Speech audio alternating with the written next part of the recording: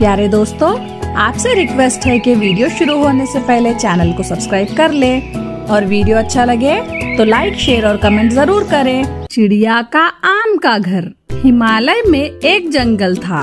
उस जंगल में पक्षियों को दाना चुनने बहुत दूर जाना पड़ता था। उनमें से एक रानो चिड़िया भी थी।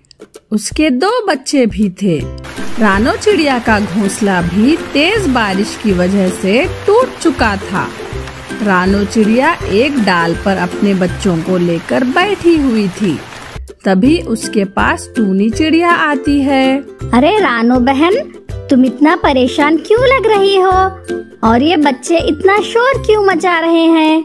टूनी बहन, मेरे बच्चे धीरे धीरे बड़े हो रहे हैं। मुझे घोंसला तो बनाना होगा। कब तक मैं ऐसे पेड़ की डाल पर बैठी रहूंगी? और मुझे अनाज की भी बहुत जरूरत है। थोड़े से अनाज में उनका पेट नहीं भरता। ज्यादा अनाज के लिए मुझे दूर नदी पार गांव में जाना पड़ेगा। आने जाने में ज्यादा समय लग जाता है, इसलिए मैं नहीं जा पाती। बस इतनी सी बात? रानो बहन, नदी के पार एक चील का खेत है। हम वहीं दाना चुनने जा रहे हैं और उस खेत में तुम्हें आम भी मिल जाएंगे। तुम उससे अपना घर बना लेना। तुम चाहो तो हमारे साथ चल सकती हो। हम वहीं उसी खेत में जा रहे हैं। दोस्तों, कल की वीडियो में आपने इतने कम लाइक क्यों किए? मुझे बहुत बुरा लगता है। दोस्तों, जब मैं आपके कहने पे वीडियो बनाती हूँ और जब आप कम लाइक करते हो तो मुझे वीडियो बनाने का बिल्कुल मन नहीं करता है। तो प्लीज दोस्तों, आप इस वीडियो को जाकर लाइक कर दो। ठीक है टूनी चिड़िया, मैं भी तुम्हारे साथ चलती हूँ। बच्चों, मैं घर बनाने के लिए आम और तुम लोगों के लिए दाना लेकर आती हूँ। तब तक तुम दोनों एक दूसरे का ख्याल रखना। ऐसा कहकर रानो चिड़िया सभी पक्षियों के साथ चील के खेत में चली जाती है। फिर सभी पक्षी बेफिक्र होकर दाना चुनने लगते हैं। तभी वहाँ अपनी खेत की फसल को देखने चील आ जाता है। चील देखता है कि उसकी फसलों को चिड़िया का झुंड खा रहा है। वहीं रानो चिड़िया उसके आमों को तोड़ रही थी, तो उसे बहुत गुस्सा आता है और वो उन्हें पकड़ने लगता है। सारे पक्षी भाग जाते हैं, लेकिन चील के हाथों बेचारी रानो चिड़िया पकड़ में आ जाती है। ओहो, चलो एक चिड़िया तो हाथ में आई। ये सभी पक्षी रोज मेरी फसल में आते हैं और बर्बाद कर देते हैं। अब मैं इस चिड़िया को नहीं छोड़ूंगा। चील ने रानो चिड़िया को पिंजरे में बंद कर दिया और पेड़ के नीचे बैठ गया। रानो चिड़िया अपने बच्चों की चिंता करके रोने लगी।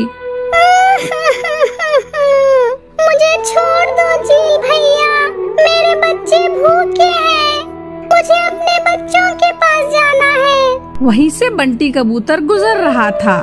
रानो चिड़िया ने उसे रोका और कहने लगी, बंटी भाई, ओ बंटी भाई, मुझे इस पिंजरे से आजाद कर दो। मुझे अपने बच्चों के पास जाना है। मेरे बच्चे भूखे हैं। बंटी कबूतर को चिड़िया पर दया आ गई।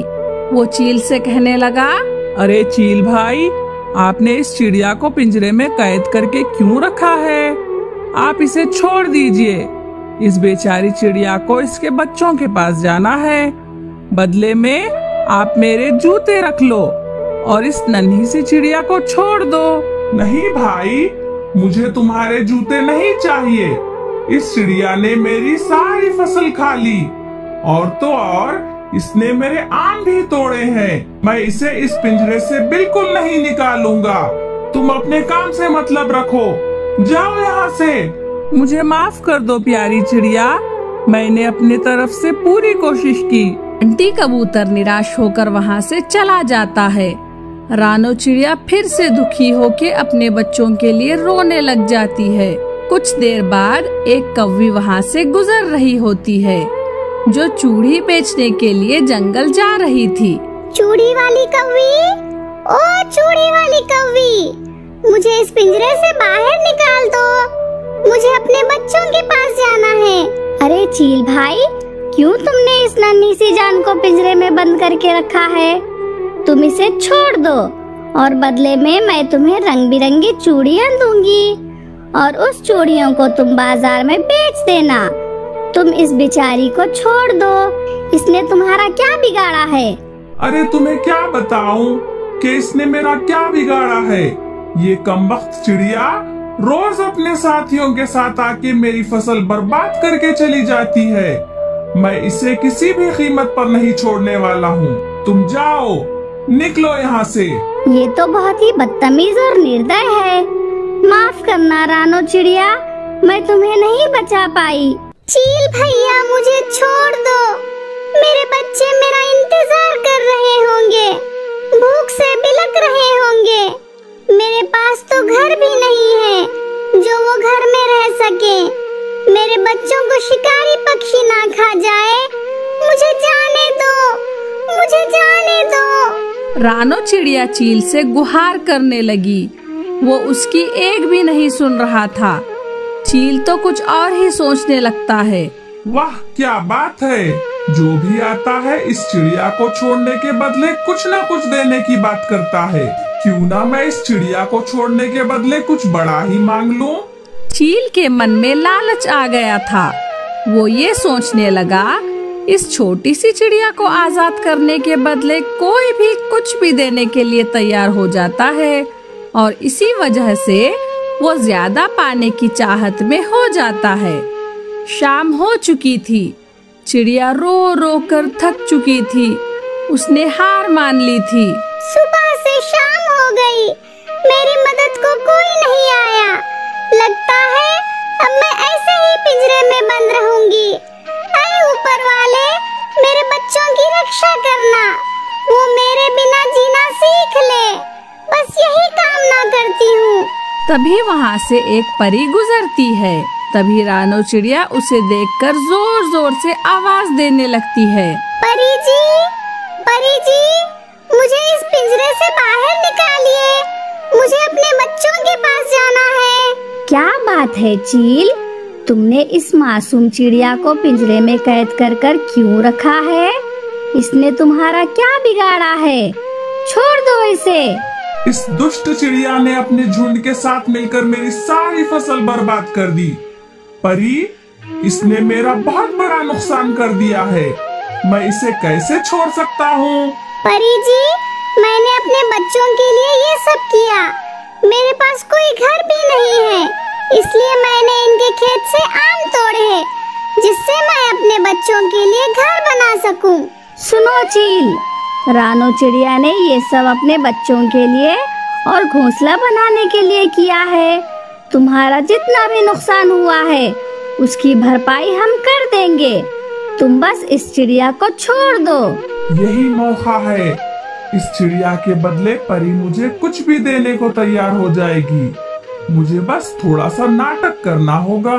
परी, मैं इसे इतनी आसानी से नहीं छोड़ूंगा। मैं इसे सजा देकर ही रहूंगा, क्योंकि इसे भी पता चलना चाहिए कि किसी का नुकसान करने की सजा क्या होती है। ए दुष्ट चील, तुम हमारे आदेश को ठुकरा रहे हो। लगता है ये चील भूल गया है कि ये किसके सामने खड़ा होकर बात कर रहा है। परी गुस्से में आ जाती है और अपनी जादुई शक्ति से चील को तोता बना देती है। क्षमा कर दो परी, क्षमा कर दो।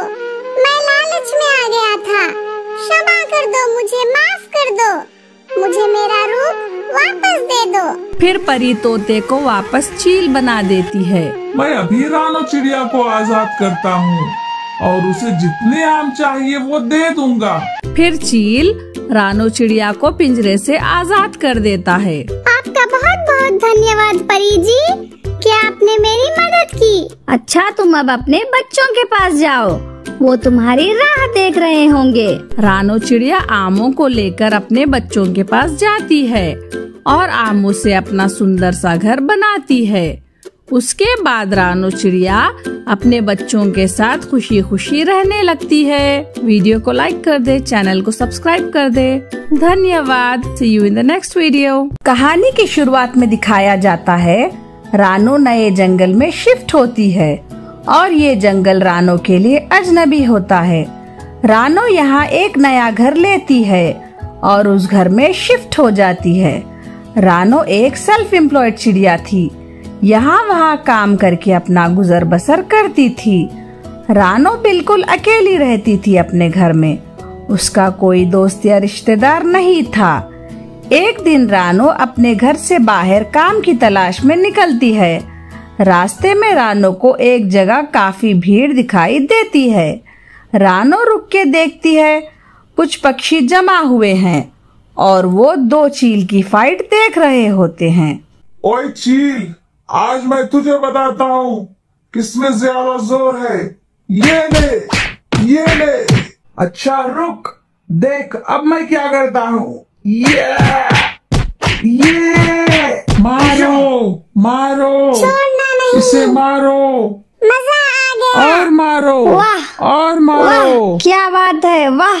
दोनों चील आपस में लड़ रहे होते हैं और बारिश शुरू हो जाती है। इन दोनों चीलों की फाइट थोड़ी सी बारिश ने रोक दी और सब अपने अपने घोंसले में चले जाते हैं। रानो यह सब देखकर अंदर से हंसती हुई कहती है, इतने बहादुर बनते हैं और थोड़ी सी बारिश होने पे सब भाग गए।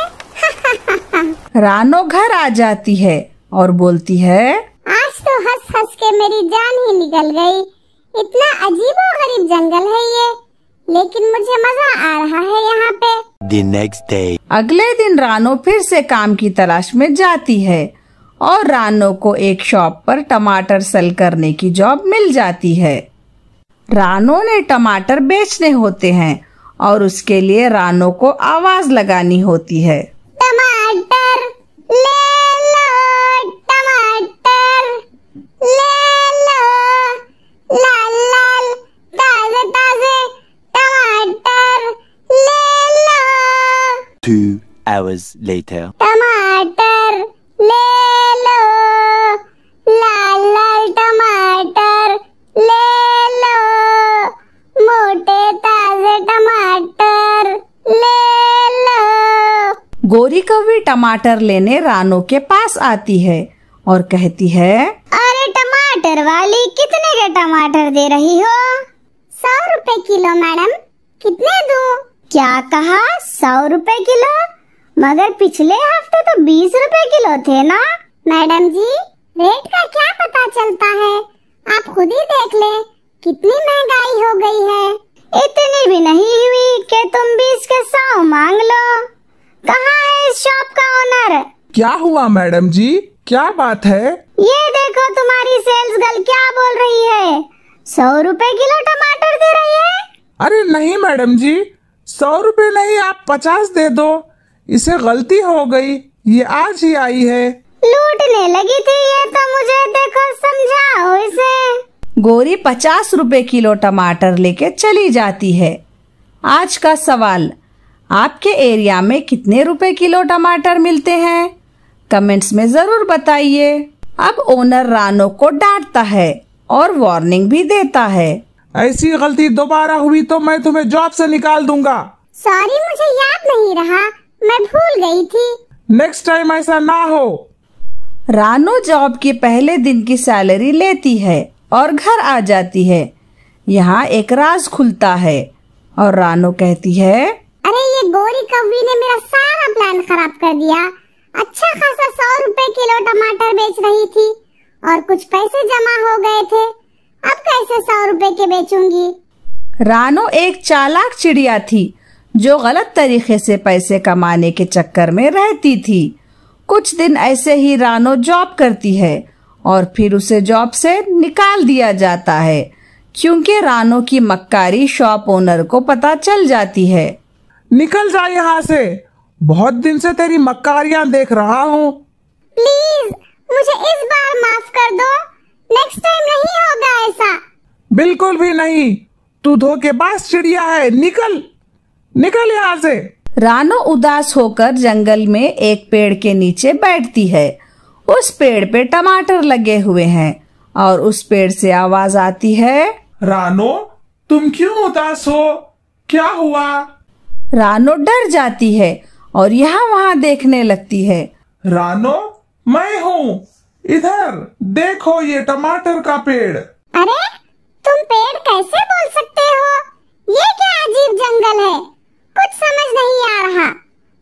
सच में बोल सकते हो?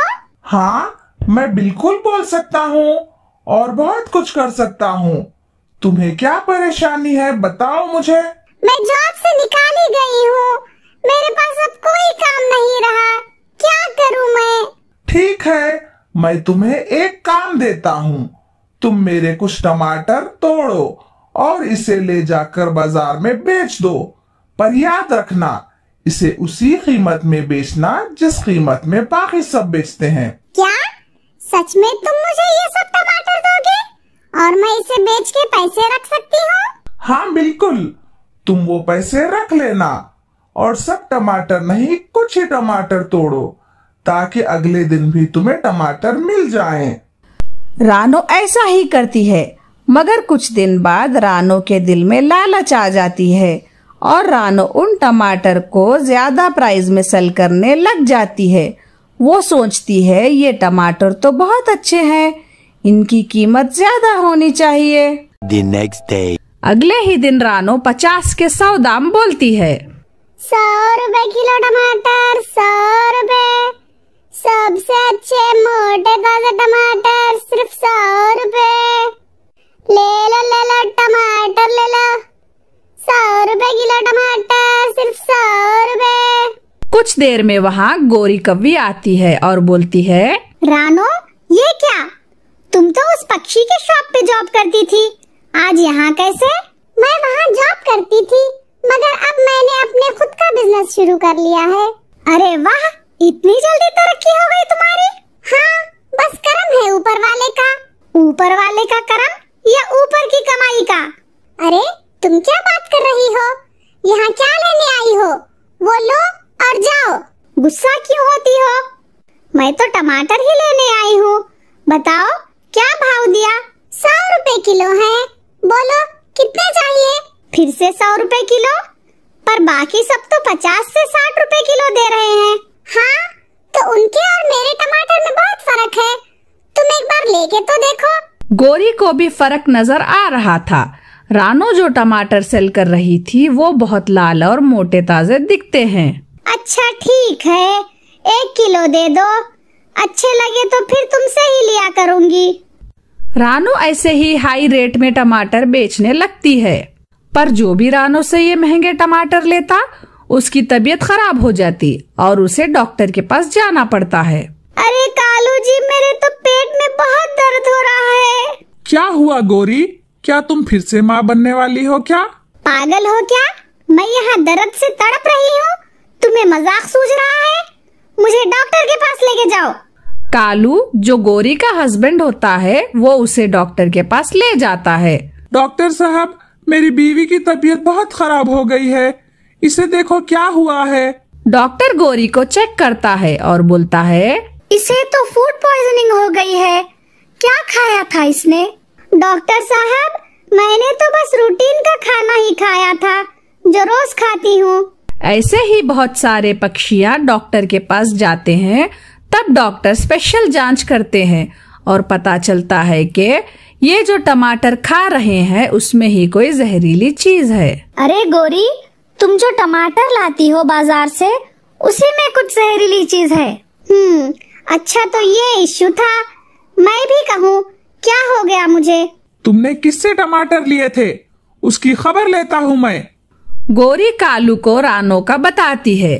इसी तरह सब पक्षी जमा होकर रानो की तरफ जाते हैं और रानो से बुरी तरह बात करते हैं। रानो बहुत सफाई देने की कोशिश करती है, मगर सबको इतना गुस्सा था कि रानो की शॉप को आग लगा देते हैं। बचाओ, बचाओ, मेरी शॉप जल रही है, कोई हेल्प करो, कोई हेल्प करो मेरी, मैं लुट गई, बर्बाद हो गई, कोई इस आग को बुझाओ। रानो की शॉप पूरी तरह जल चुकी थी।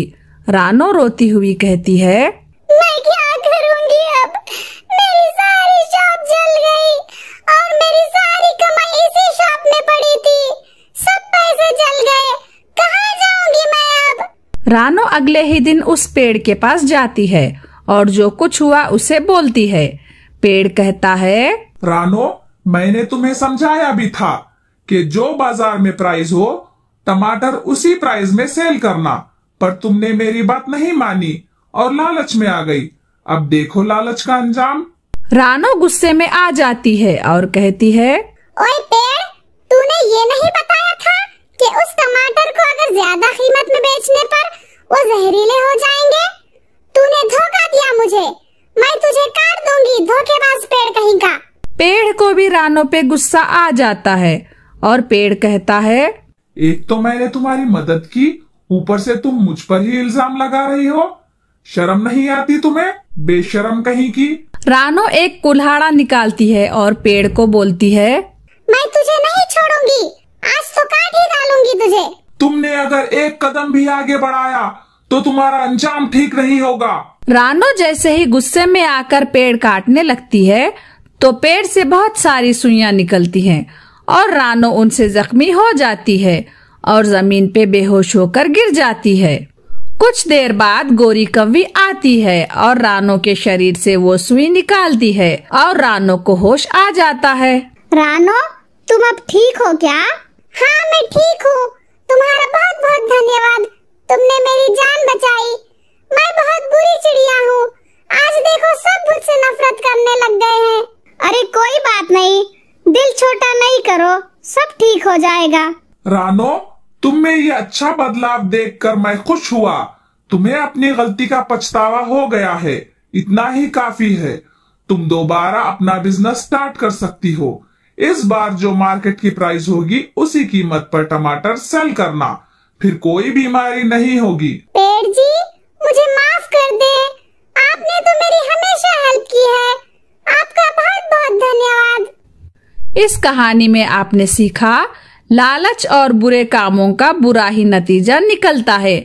हमें इतनी लालच भी नहीं करनी चाहिए कि दूसरे आपसे नफरत करने लग जाएं। कहानी अच्छी लगी तो लाइक, शेयर, कमेंट्स और सब्सक्राइब जरूर करें ताकि इसी तरह की मजेदार वीडियो बनाने में हमें आपकी सपोर्ट मिलती रहे। धन्यवाद।